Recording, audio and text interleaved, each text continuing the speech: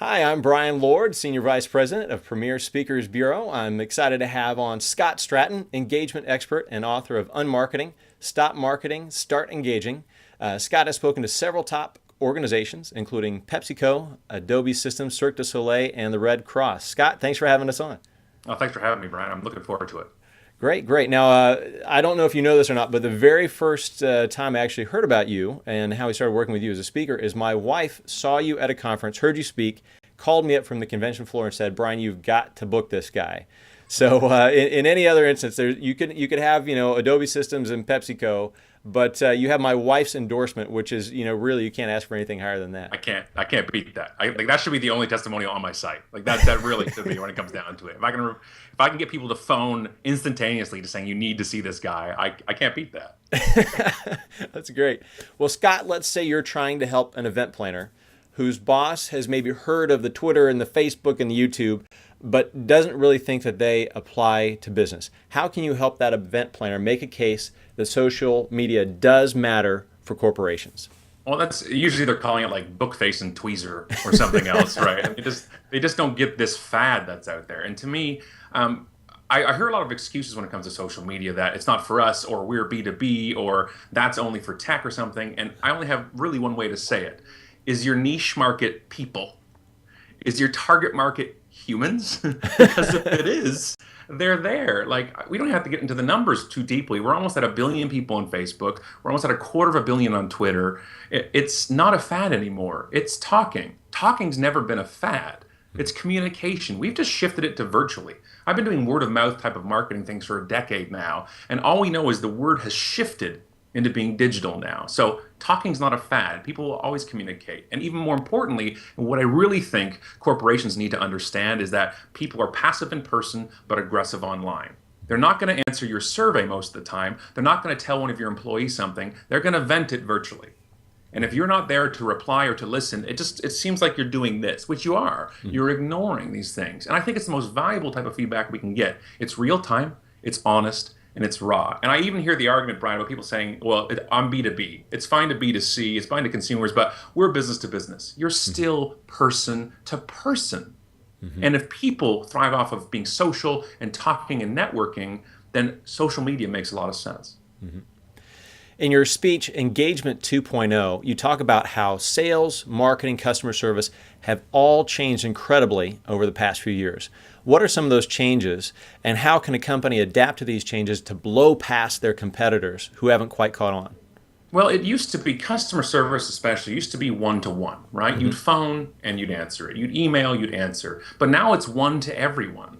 I tweet my customer service question. I put on your company's Facebook wall a question, and everybody sees it, which means if you don't give a good answer or any answer at all, that gets noticed. Before, if the phone just kept ringing, it just kept ringing, and we didn't tell anybody. But now being one to everyone, it's huge. I just saw a study that said 95% of brand questions, consumers asking brands questions on their Facebook page, go unanswered. Wow. 95% and 70% on Twitter as well. If we had 95% of phone calls not returned, you'd fire your department. If we had only 5% of your industry answering customer questions, you'd see that as an opportunity, which it really is right now. Wow, wow. Now, what are some of the takeaways that attendees would get after hearing your speech? Well, there's a couple of angles that really comes at. One is how a company can be using social media, but not only social media, but engagement in general. I really think it's more of a bird's eye thing about engagement. Media being one of the tools. I don't think everybody should be using social media. I truly don't. I don't think everybody should be on Twitter. If you don't have any time at all, you can't start social media because it's a long-term conversation. If you hate people, it's a horrible place to be, right? There's a lot of people there. But I will not accept the excuse people say my market's not there. So for me, I give you the reasons not only for yourself to use it, but reasons you can take back and tell other people why we should be using it. Everybody gets asked the question of social media ROI and what really is it? And we try to answer that in the talk, specifically to that audience too. If it's B2B, we'll take those case studies. If it's B2C, we'll use that as well. I want people walking out of that room doing 3 things: having their mind open, laughing a bit, but also having things that they can use stepping out the door, not even at work the next day, out the door on their phones, doing change. That's a huge part for me. Now, one of the things we're very big at here at Premier is we want to make sure that event planners look good and we want to make life easier for them. So what are some of the ways that you make an event planner look good or make life easier on them? I used to do events. I used to be a part of a committee doing events. I understand the stress. It's like being a wedding planner times 2,000 guests. Like it's even worse. And there's like 27 bridezillas, right? Which is, most of the speakers and the clients, right? So my goal is not to be that diva speaker. My goal is to make sure that the meeting planner is happy with it. And a couple of things I do. One, I talk to people on Twitter and Facebook before the event. I talk to them on the LinkedIn group for the event. Whatever you make platforms for, I create a blog post for the event. We create a video clip. I'll do custom video shout outs to the attendees so the event people can put it on their blog. And it's me, especially when I'm being keynote, it's nice to connect with the audience before there. I don't want to have this prima donna, I'm the keynote, walk up on stage, talk about engagement to the citizens, and then run out the door. That's not the point.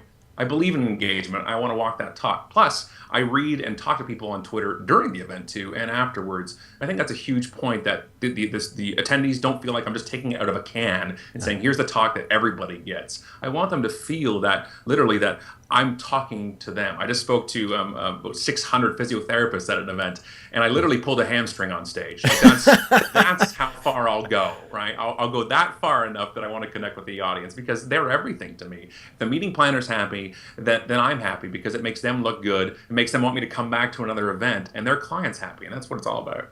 Yeah. Well, that's dedication. Pulling a hammy, talking to a group of physical therapists. You couldn't pick a better audience to do that for. That's right. Well, Scott, thanks so much for taking the time to do this interview. This has been very informative for me, and I'm sure for event planners as well. Thanks, Brandon.